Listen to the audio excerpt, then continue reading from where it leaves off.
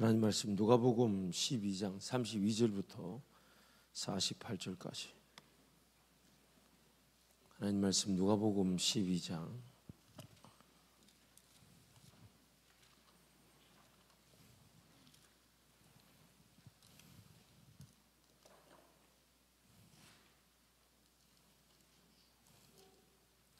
32절부터 48절까지.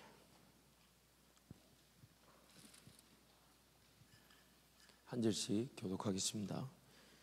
적은 무리여 무수어 말라. 너희 아버지께서 그 나라를 너희에게 주시기를 기뻐하시느니라. 너희 소유를 팔아 구제하여 낡아지지 아니하는 배당을 만들라. 곧 하늘에 둔 바 다음에 없는 보은이니 거기는 도둑도 가까이 하는 일이 없고 점도 먹는 일이 없느니라. 너희 보물 있는 곳에는 너희 마음도 있으리라. 허리에 띠를 띠고 등불을 켜고 서 있으라.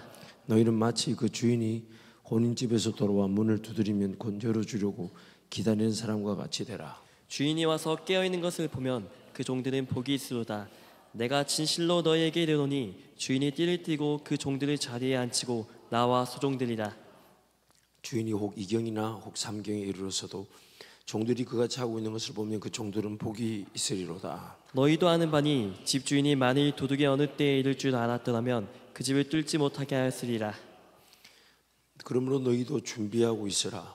생각하지 않은 때 인자가 오리라 하시니라. 베드로가 여짜오되 주께서 이 비유를 우리에게 하심이니까 모든 사람에게 하심이니까. 주께서 이르시되 지혜 있고 진실한 청지기가 되어 주인에게 그 집 종들을 맡아 때를 따라 양식을 나눠줄 자가 누구냐. 주인이 이를 때에 그 종이 그렇게 하는 것을 보면 그 종은 복이 있으리로다. 내가 참으로 너희에게 이르노니 주인이 그 모든 소유를 그에게 맡기리라. 만일 그 종이 마음을 생각하기를 주인이 더디 오려 하여 남녀들을 때리며 먹고 마시며 취하게 되면 생각하지 않은 날 알지 못하는 시각에 그 종의 주인이 이르러 엄히 때리고 신실하지 아니한 자의 받는 벌에 처하리니. 주인의 뜻을 알고도 준비하지 아니하고 그 뜻대로 행하지 아니한 종은 많이 맞을 것이요. 함께 갑니다. 알지 못하고 맞을 일을 행한 종은 적게 맞으리라.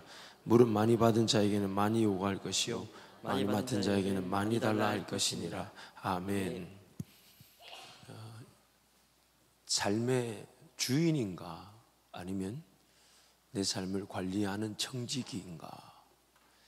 하나님의 사람들이 삶의 자세를 취할 때에 반드시 이 둘 중에 하나로 삶은 평가를 받습니다. 여전히 내 삶에 내 시간이나 내 물질을 내가 주인인 것처럼 관리하고 있으면서 하나님께 예배도 할 수 있고 또 하나님 섬길 수도 있습니다. 나에게 있는 시간 중에 하나님 앞에 드려야 될 시간들을 예배 시간으로 드리며 나에게 있는 시간 중에 하나님 그분이 원하시는 일에 또 수고와 헌신을 할 수가 있습니다. 또한 나에게 주어진 그런 물질 중에 하나님 나라를 위해서 쓰임받을 수 있고 내놓을 수 있고 헌신할 수 있습니다. 근데 그것이 같은 예배 시간에 같은 양의 시간과 같은 양의 물질을 하나님께 드린다 해도 그 중심이 다를 수가 있습니다.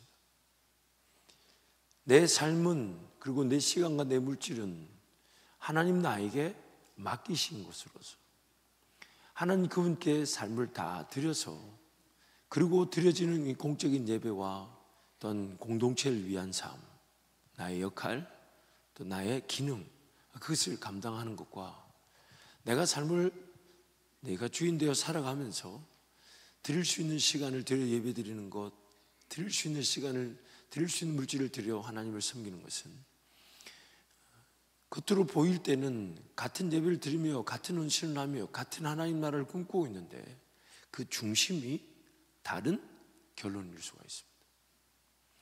하나님께 내 삶을 맡겨드린다, 하나님께 내 삶을 내어드린다는 것은 두 가지 의미를 갖고 있죠. 첫 번째는 나는 주고 마땅한 자인데 예수님께서 나를 사셨기 때문에 내 인생은 내 것이 아니라 하나님의 것임을 기억하는 것이고, 두 번째는 내가 내 인생을 하나님 앞에 맡겨드리지 않으면 내가 내 인생을 직접 관리 운영해 가야 되는데 내가 내 인생을 관리 운영해 가는 것만큼 시간 지나고 보니까 어리석었던 일이 없었습니다. 더 좋은 길이 있었는데 지금 이 길이 전부인 줄 알았고, 더 좋은 인생이 있었는데 내 눈에 보이는 대로 최선을 다한 것이 오늘 결국 삶의 수준을 내가 결정했더라는 거죠. 젊었을 때는 뭔가 할 수 있고 하고 싶은 게 많았습니다.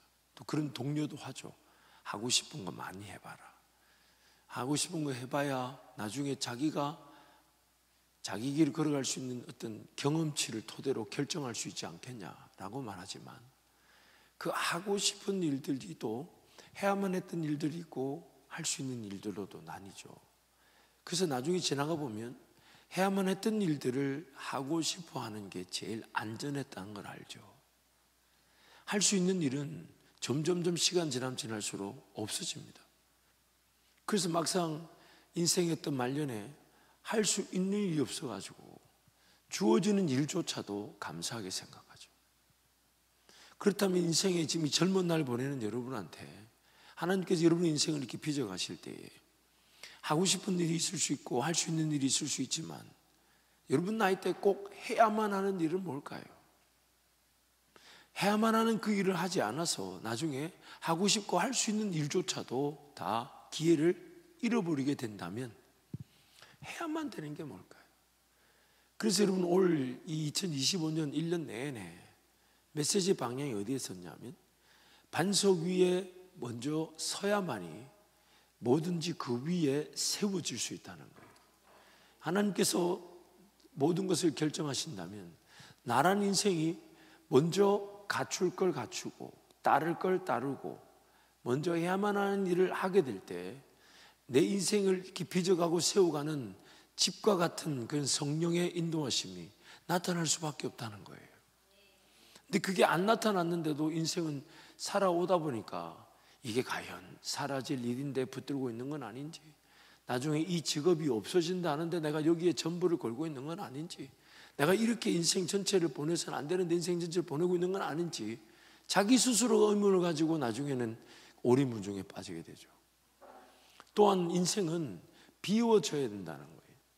뭔가 하나님의 은혜를 담고 싶고 꿈을 담고 싶고 비전을 담고 싶어도 먼저 나의 어떤 연약함, 부족함, 또 나의 상처, 아픔, 나의 죄인됨, 이런 것들이 욕심, 정욕으로 내 안에 가득하고 있으니 그런 것들을 비워내야 그 안에 공간이 생기니까 담겨지지 않겠냐 이 말이에요. 그래서 하나님께서는 우리에게 뭔가 은혜를 담아주고 싶어 하시고 지혜를 담아주고 싶어 하시고 능력을 담아주고 싶어 하시니, 지금 이 청년의 때가 그 어떤 것보다 청년의 정욕을 피하고 주를 사랑하는 이들과 함께 공동체를 이루면서 하나님 그분이 주인의 쓰심에 합당한 그릇을 찾던 내 인생을 찾으실 것을 기대하며 깨끗해질 것을 사모하자는 거예요. 아멘. 그래서 자꾸만 뭔가 하나님의 기준을 벗어난 혹은 하나님의 뜻이 있는지 없는지를 모른 채 세상 나와서 자꾸만 방황하지 말라고. 이 일해야 살 것 같고 저 일해야 살 것 같고 이렇게 돈 벌어야 될 것 같고 저렇게 돈 벌어야 될 것 같은 그런 엄청난 그런 요구들에 자꾸만 떠다니지 말고, 이렇게 살아야 된대, 저렇게 투자해야 된대, 이렇게 돈 벌어야 된대, 이렇게 가져야 된대, 이런 착각에 빠지지 말고 하나님 그분이 기뻐하시는 삶으로 구별되어지기만 하면 반드시 하나님께서 그 인생이 멋진 집이 지어지게 하실 것이고 담아내게 하신다는 것이죠. 그래서 이 반석 위에 세워지는 삶, 또 이 그릇에 담겨지는 삶을 다른 표현으로 나무 대신 예수님께 우리가 연결되고 결합되는 거라고 그랬어요. 그래서 아무리 말씀 읽고 기도하고 뭔가 인생의 목표를 세운다 해도 교회 공동체와의 연결과 결합이 없다면 그 인생은 나무에서 떨어져 나간 가지에 불과합니다. 결코 영양분을 건강하게 받지도 못하고 또한 열매를 거둘 수도 없죠.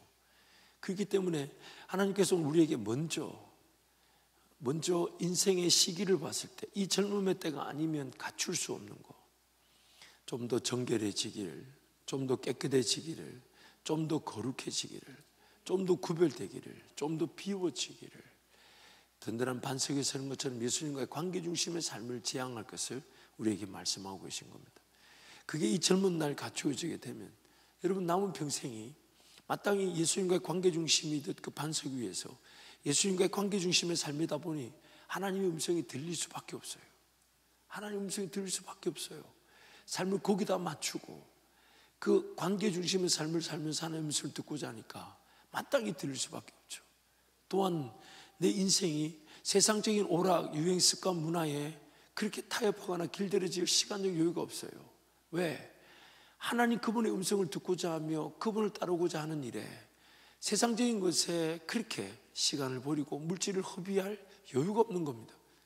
하나님 그분께 더 드리고 싶어하고 더 내어드리고 싶어하고 더 맡겨드리고 싶어하고 하나님이 내어드린 나의 시간을 하나님의 뜻과 꿈을 담아내시는 기간으로 삼고 하나님께 내어드렸던 내 물질과 아니 하나님 그것을 하나님 나라를 흘러보낼 수 있는 도구로 써주시니까 이런 내 세상적인 것에 길들여져 있을 여유가 없는 것이죠.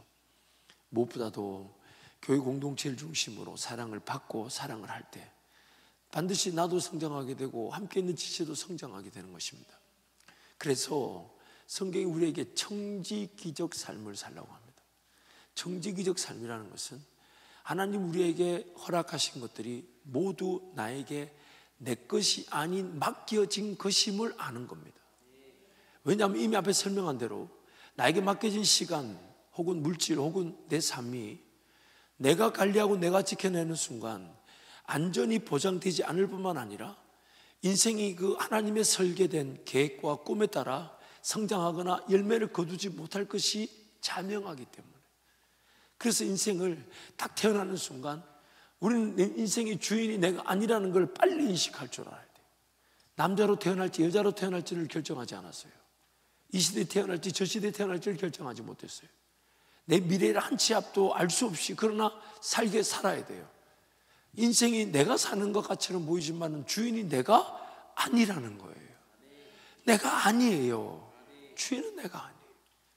하나님이 주인이시기에 그러나 오늘 내 것처럼 보이는 시간과 물질을 내 것으로 보고 그것을 관리하는 측면에서 하나님 앞에 좀 예배 드릴 수 있는 시간 주고 하나님 나라에서 물질을 주는 것이 아니라 나에게 있는 모든 것들이 하나님 나에게 맡기신 것으로서 하나님 앞에 도로 내어드리지 않으면 그 시간과 물질 내 삶이 안전하지 않을 뿐만 아니라 또한 내 삶의 본질적인 가치를 위해 열매 맺을 수 있는 인생을 위해서는 하나님 앞에 반드시 내어줘야 된다는 겁니다. 하나님 앞에 시간을 다 드렸더니 하나님이 너 시간 이렇게 쓰면 어떻겠냐, 이런 문화를 가져보면 어떻겠냐, 이런 걸 배우면 어떻겠냐, 또한 이럴 때 좀 여유를 가지고 쉬면 어떻겠냐, 이럴 때 좀 더 하나님과 동행하며 삶을 좀 누려보면 어떻겠냐. 하나님 그분께서 내 시간을 관리해 주시기를 맡겨드리고 결정해야 되는 건데 내가 내 원하는 거 그러다 보니까 뭘 하자 그러면 시간이 없어. 시간이 없는 게 아니라 하나님의 편에서 볼 때는 여러분의 시간을 뺏긴 거죠. 당장에 안 된다 하면 그런 말은 이렇게 해야 되죠. 내가 이번에는 안 되지만 내가 다음에 반드시 하나님이 이 일을 원하신다면 나도 시간을 구별해서 하나님의 시간답게 그 일을 감당하고 싶습니다. 이게 우리의 고백이 되어야 되는 것이지 안 된다, 어렵다, 힘들다. 도대체 인생의 주인이 누굽니까? 그 시간을 주신 분이 누구십니까? 그 물질이 어디서부터 났습니까? 하나님이 만든 세상에서 하나님이 주신 거고 하나님이 책임져 주실 부분이고 하나님이 돌봐 주실 부분인데 아멘. 그것이 내 것처럼 착각해서는 안 된다. 그래서 주인이 예수님께서 제자들이 질문해 항상 깨어있어 주인이 오면 문을 열어주려는 그 청지기를 비유를 물으니까 예수님이 이렇게 해야죠. 주인의 때에 주인의 것을 나눠줄 청지기가 어디 있겠느냐. 주인의 때에 주인의 것을 주인의 것답게 나누어줄 청지기가 어디 있겠느냐. 그래서 오늘 우리의 인생이 하나님 앞에 먼저 시간을 내어놓는 겁니다. 하나님, 제 시간을 하나님의 시간표대로 관리시켜 주십시오. 지혜를 주십시오.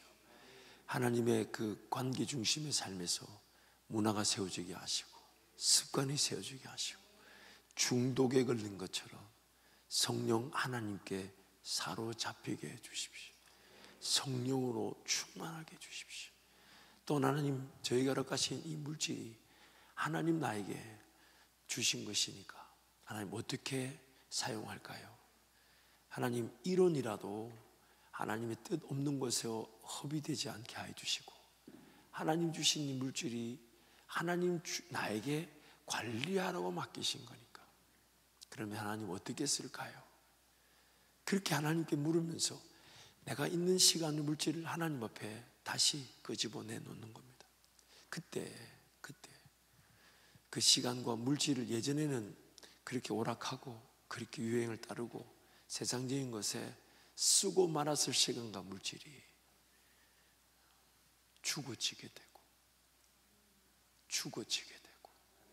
하나님 그분이 관리하시는 시간과 물질로 기회를 가지게 될 때 그것이 바로 부활이라 그럽니다. 그게 바로 옛사람이 죽고 나의 새 사람으로 다시 태어나는 순간이 되는 것입니다. 로마서 4장 말씀 보면 이런 말씀이 있어요. 우리 함께 한 로마서 4장 말씀 함께 선포합니다. 그에게 의로 여겨졌다 기록된 것은 아브라함만 위한 것이 아니요 의로 여기심을 받을 우리도 위함이니 곧 예수 우리 주를 죽은 자 가운데서 살리신 이를 믿는 자니라. 예수는 우리가 범죄한 것 때문에 내줌이 되고 또한 우리를 의롭다 하시기 위하여 살아나셨느니라.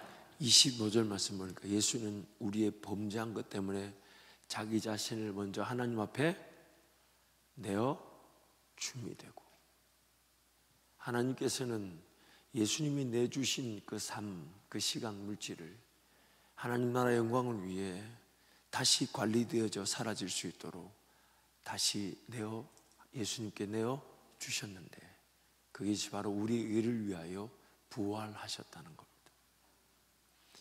그러므로 오늘 인생의 비밀은 내 시간, 내 물질, 내 삶을 하나님 앞에 내어드리는 겁니다. 내가 지금 어떻게 살아야 될지를 나보다 하나님 더 잘 알고 계시기 때문에 하나님 앞에 내어드리게 될 때 하나님께서 그 시간이 하나님 그분의 시간답게 관리되어질 수 있도록 나에게 지혜를 주시죠. 나에게 시간 관리의 은혜를 주시고 나에게 그 시간의 주인인 것처럼 그 시간이 쓰여지게 하십니다. 또한 하나님께 물질을 맡겨드릴 때 하나님 그 물질을 도로 나에게 맡기시면서 네가 잘 써다오.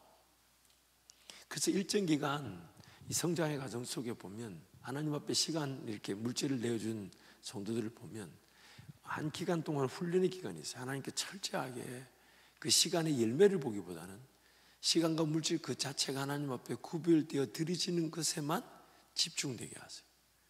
그래서 열매가 없이 그 시간을 철저하게 하나님 앞에 맡기고 그 물질을 드리는, 그래서 열매가 없는 기간이 왜 열매가 없는 기간이냐면 진정성을 보는 거죠. 열매가 나타나지 않아도 그 시간과 물질의 주인이 하나님이시기에 시간과 물질을 하나님 앞에 그냥 내어드리는, 즉 뭔가 하나님께서 내 기도에 응답이 없어도 기도 그 자체가 시간 하나님 앞에 드리는 기회가 되고, 예배를 통하여 하나님 나를 만나 주시면 또 내 인생에 어떤 복을 안 주셔도 예배 그 자체가 삶의 이유가 되는, 그것을 위해서 하나님께서 열매를 거두지 않는 일정 기간을 두시죠.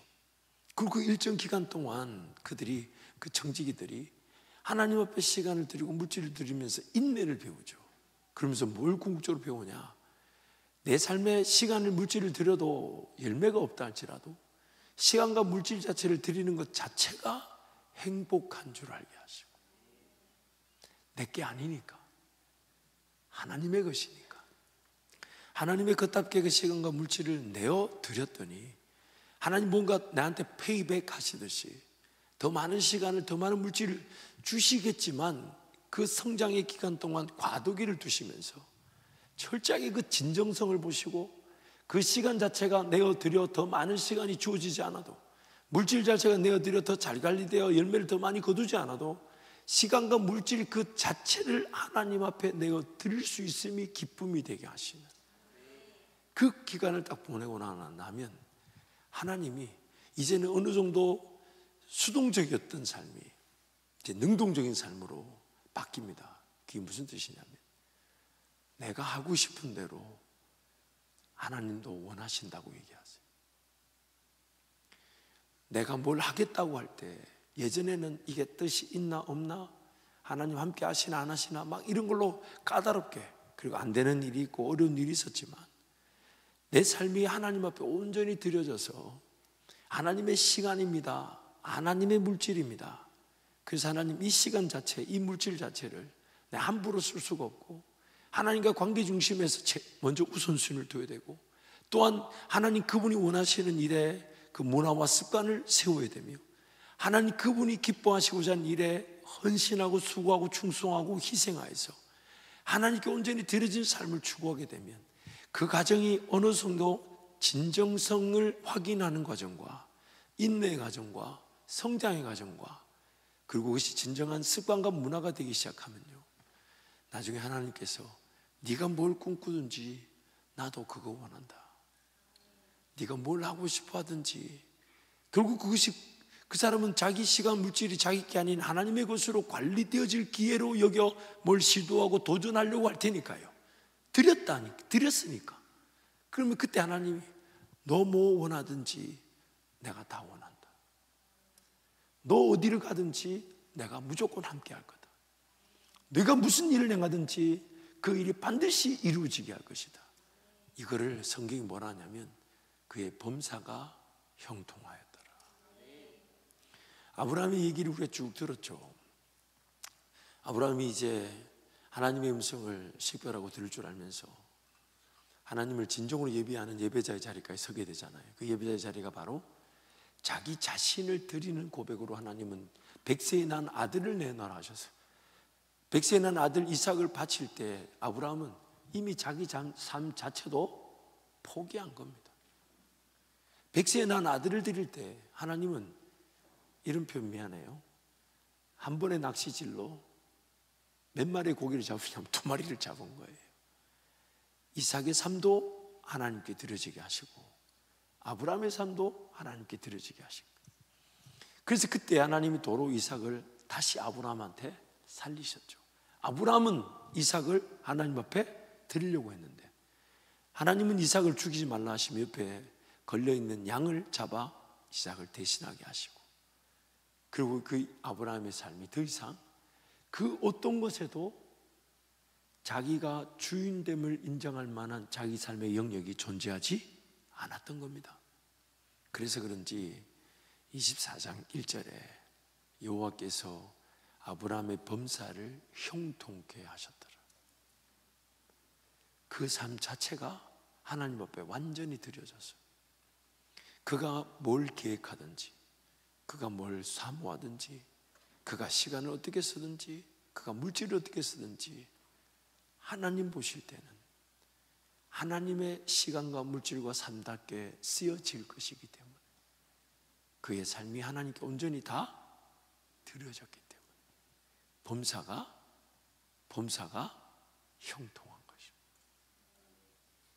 내가 원하는 일이 잘 되는 그 형통이 아니라 내 삶 자체가 하나님께 온전히 맡겨지게 됨으로써 하나님 그분의 삶으로 시간과 물질이 내 삶이 세워지고 계획되고 쓰여지기 때문에 범사가 형통하는 겁니다.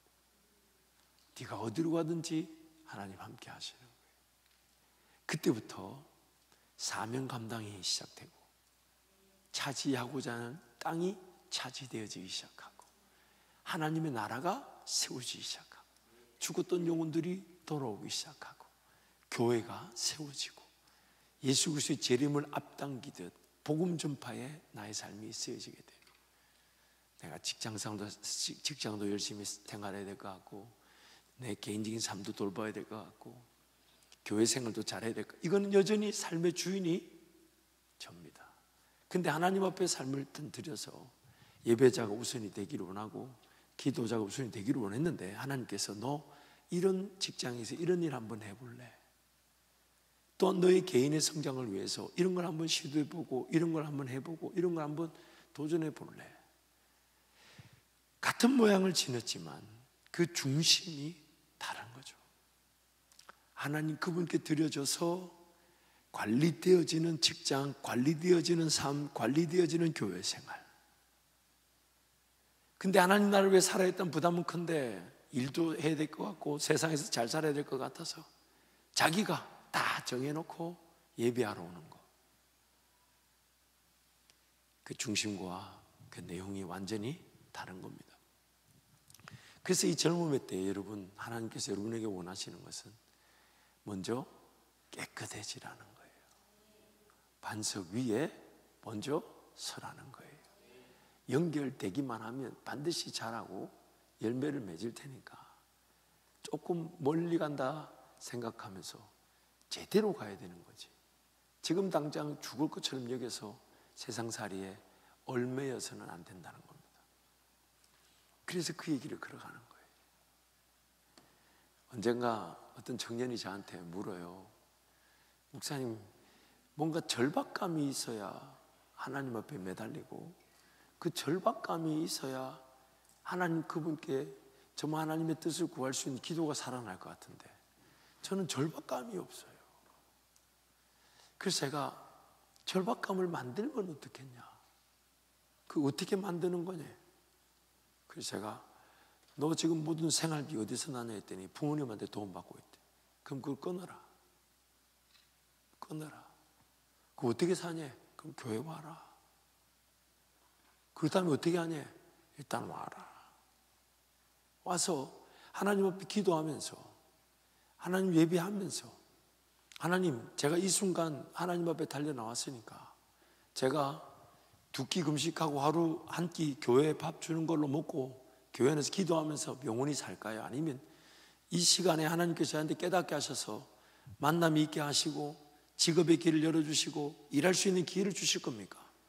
안 주시면 금식하고 기도하고 기다리겠습니다. 그렇게 해보자. 그래서 끊어라.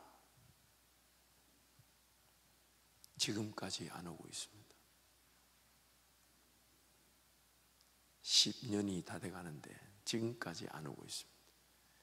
절박감이 없는 채 10년을 살고 있습니다.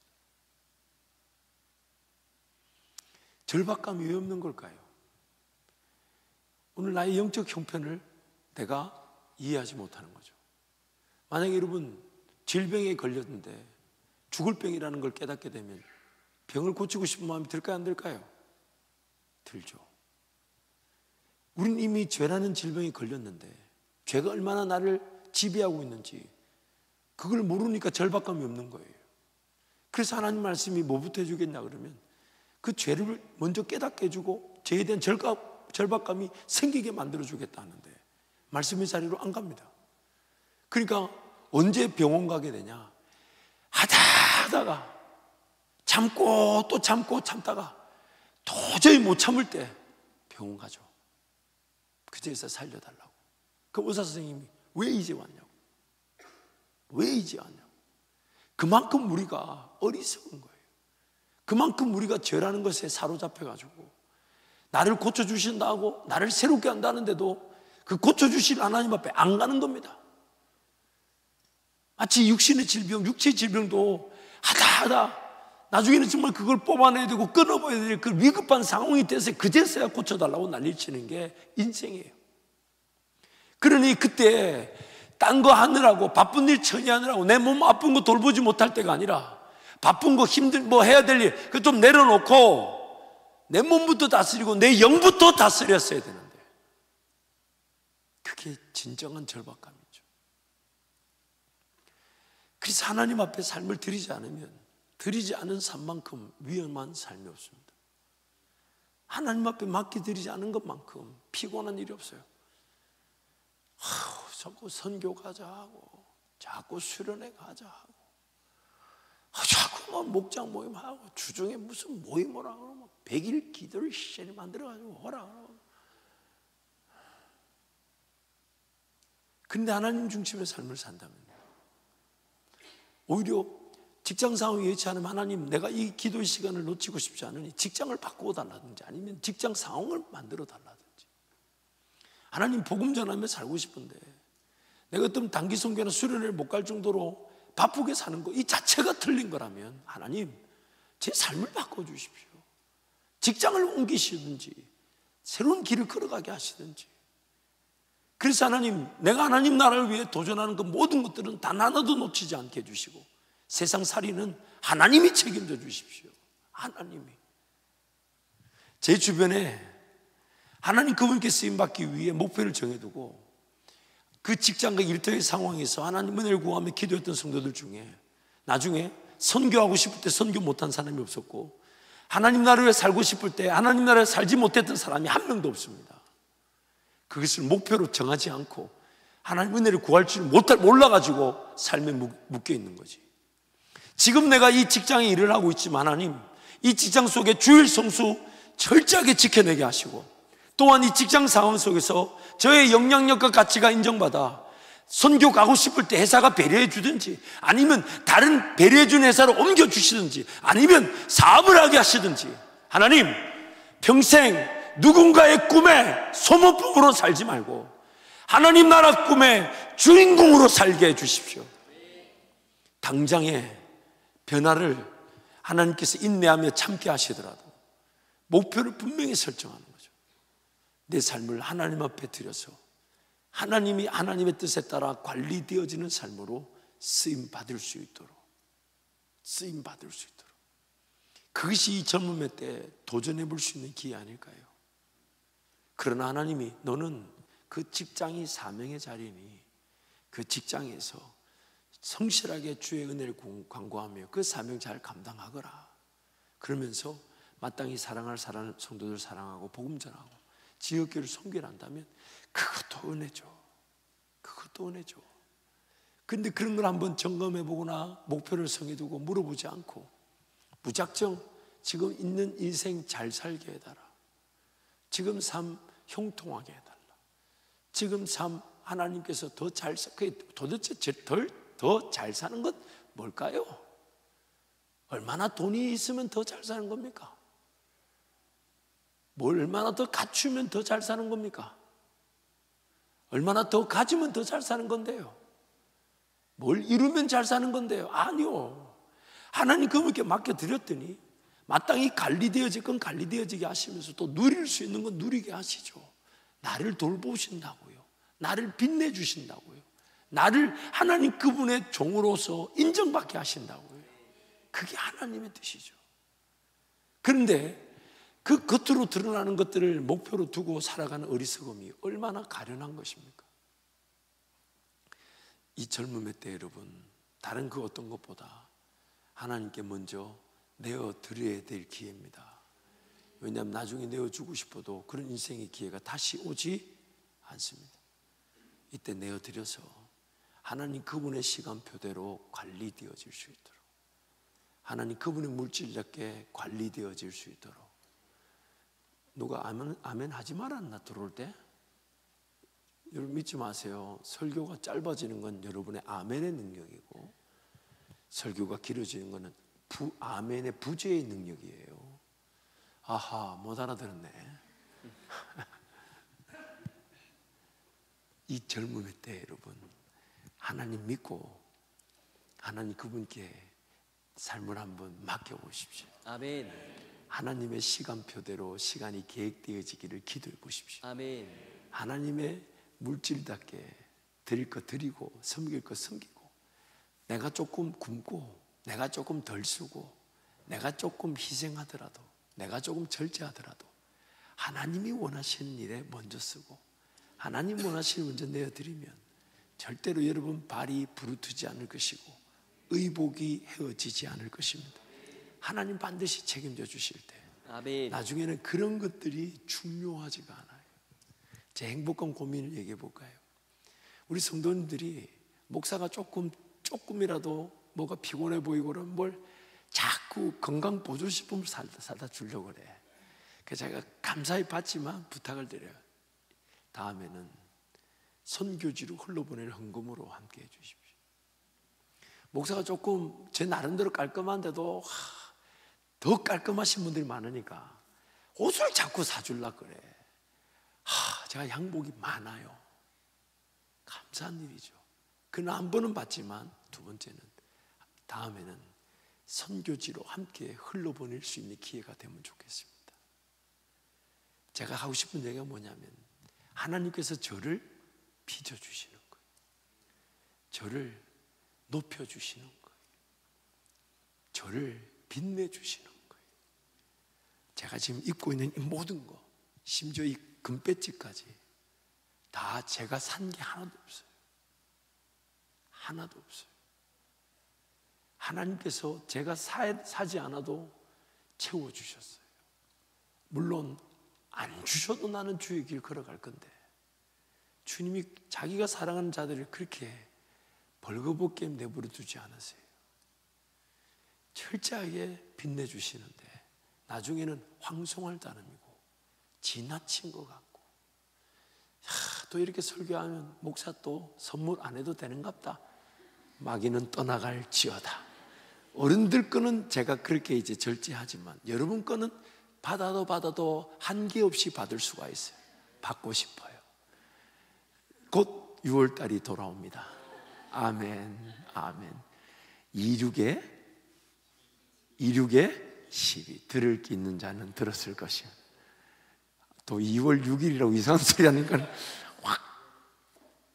근데 여러분, 하나님이 나를 빚어주시기를, 하나님 나를 가꾸어 주시기를, 하나님 그분께 드려져서 돈이 있다 없다로, 사람이 있다 없다로, 할 수 있다 없다로 하나님의 길을 결정하는 게 아니라 하나님이 더 큰 꿈을 보여주시기를, 더 놀라운 일들을 꿈꾸게 하시기를, 더 놀라운 하나님 나라를 보게 하시기를, 거기 인생을 거는 맛이 얼마나 큰지 몰라요.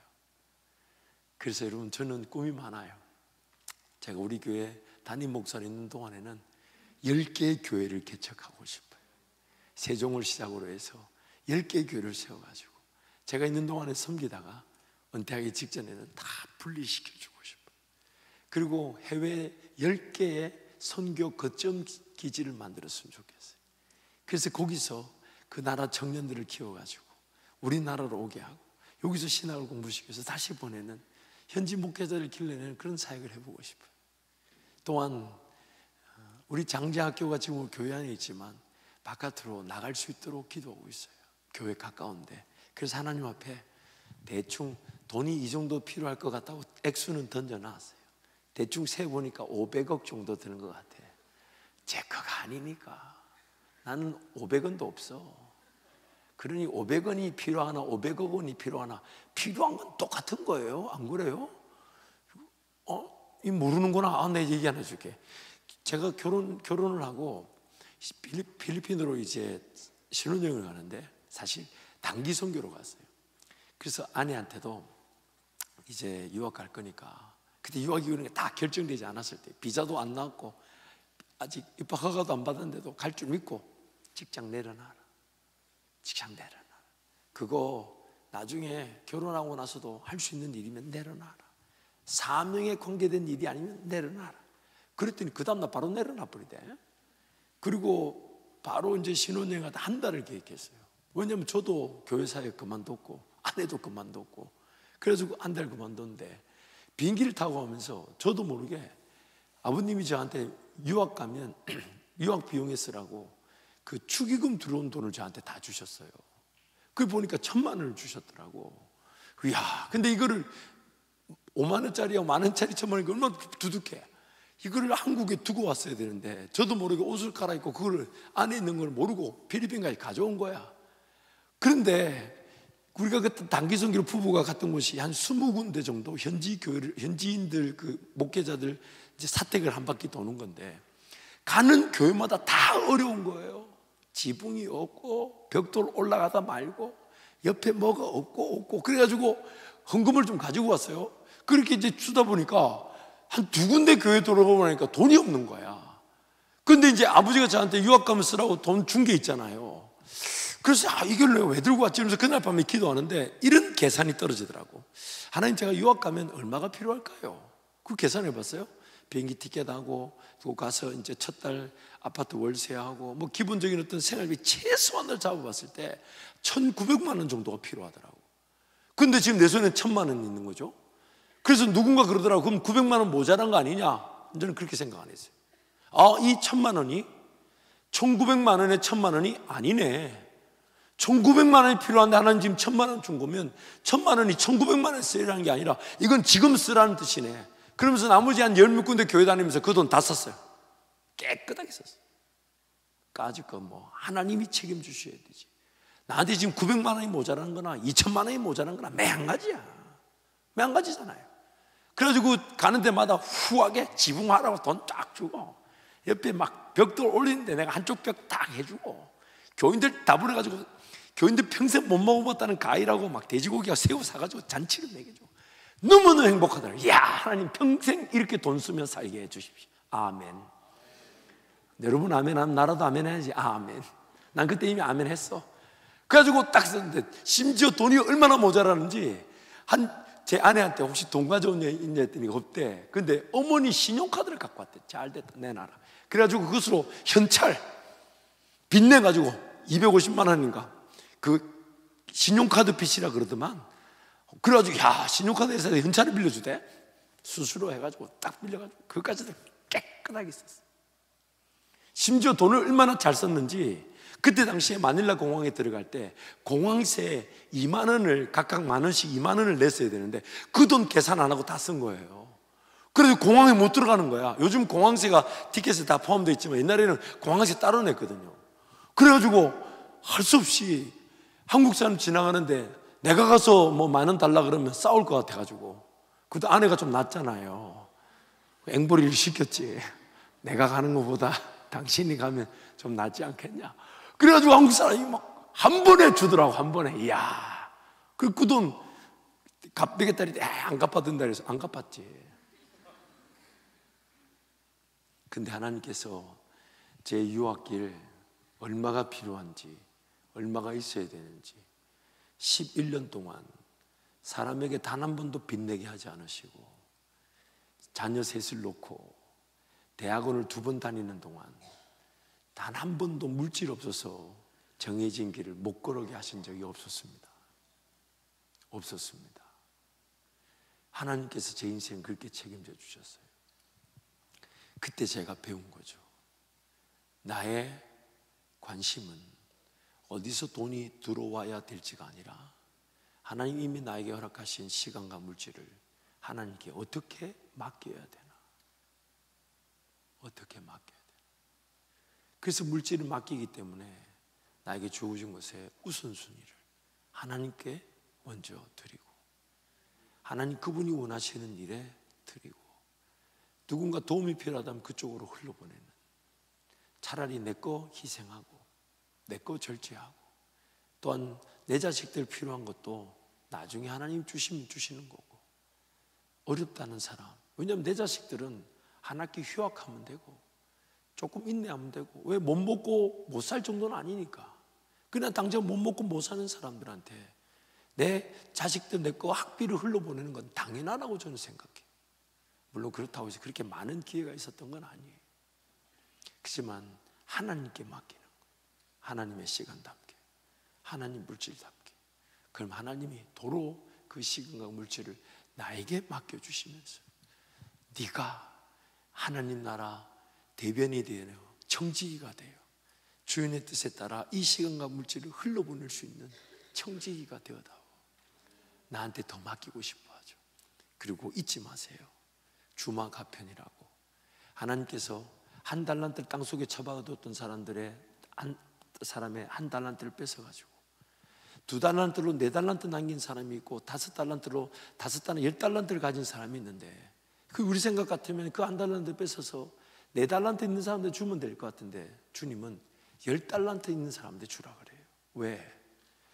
더 많이 남길 수 있는 사람한테 더 맡기고 싶은 거예요. 왜냐하면 하나님 나라가 열매를 거두면 거둘수록 더 많은 영혼들이, 더 많은 나라가 세워지게 될 거니까 4달란트 가진 사람에게 주는 것보다 10달란트 가진 사람에게 주면 하나님 나라 입장에서 보면 더 큰 열매를 거두게 될 거니까. 그래서 주님이 이렇게 결론을 내시죠.